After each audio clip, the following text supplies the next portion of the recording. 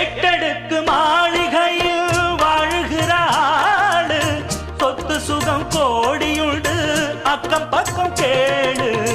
பட்டணத்து பாட்டியம்மா பெத்தெடுத்த பேர முக்கடலில் மூச்சடக்கி முத்தெடுக்கும் வீர. மண்டியிடும் பாரு இந்த ஊரு மகராசந்தா, மன்மதனும் கூட புகழ் பாட இவன் தாசந்தா. யாரும் ஏழு இல்ல இவன் எங்க வீட்டு பிள்ளை, இவன் உருவம் இளம் பருவம் ஒரு